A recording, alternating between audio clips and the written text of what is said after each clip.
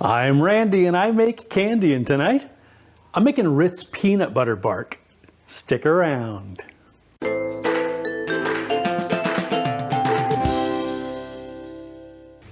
Greetings my confectionery compadres, and welcome to Randy Makes Candy, where I help you make tasty treats that people love to eat. We're nearing the end of National Peanut Butter Lovers Month, so I've got one more sweet and nutty treat to share with you.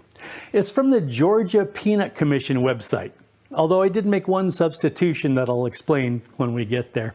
And again, there's a link in the description to an article with some alternatives for those who can't eat peanut butter.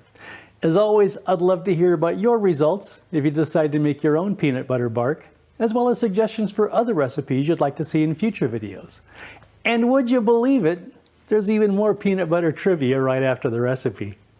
For this recipe, I used enough Ritz crackers to cover the bottom of a baking pan, 1/2 cup of butter, 3/4 of a cup of creamy peanut butter, 1 cup of granulated sugar, 2 cups of chocolate chips, 1/2 cup of peanut butter chips, and 1/2 cup of peanuts.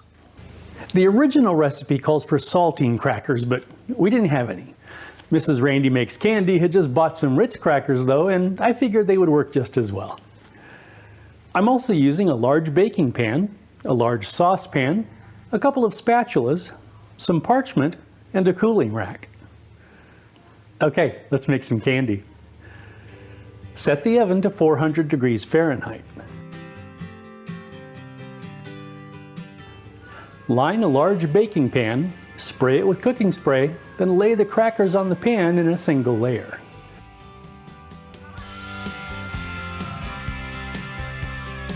In a saucepan over medium heat, combine the butter, peanut butter, and sugar.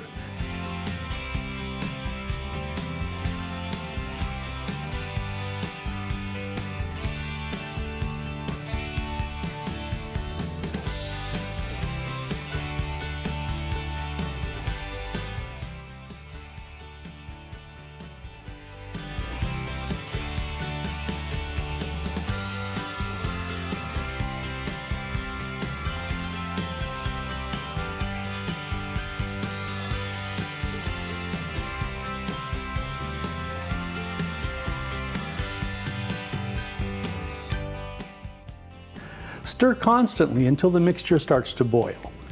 Boil it for 3 minutes, stirring frequently.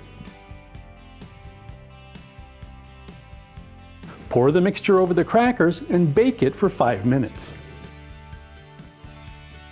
Remove the pan from the oven and sprinkle the chocolate chips over the crackers. Wait 3 minutes, then spread the chocolate evenly over the crackers. Sprinkle the peanut butter chips and peanuts evenly, then gently press them into the chocolate.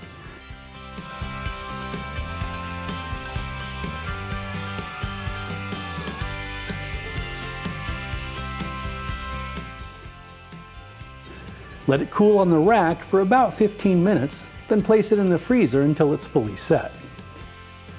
I followed the instructions to break it into pieces, and while it works, I'd recommend cutting it with a sharp knife. I think you'll be happier with the results. And that's it.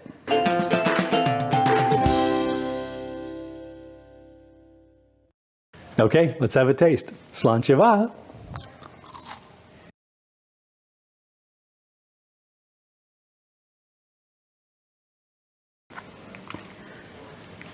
The crackers add a soft crunch that pairs really nicely with the stronger crunch of the peanuts, and they also provide a kind of buttery flavor that's really nice. Of course, the stars of the show are the chocolate and the peanut butter, which always make a great team.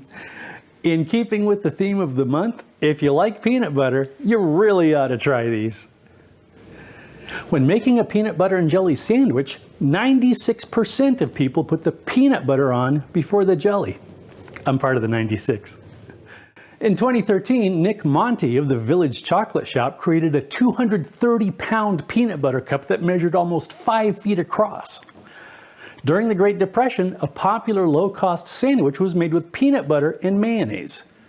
As soon as I read that, I knew I had to try one, so slancheva. I'm having spam bar flashbacks.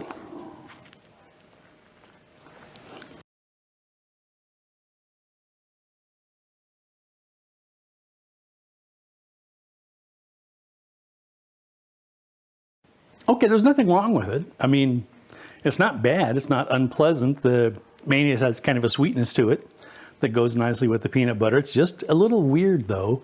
Not as strong a flavor as a jelly or a jam might have.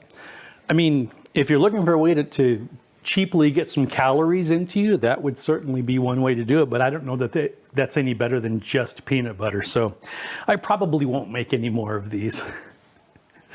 If you enjoyed your time here in the Candy Kitchen, please like, share, and subscribe. Thanks for sticking around, and I hope you join me next time. If you decide to make your own Ritz in keeping with the theme of the month, if you like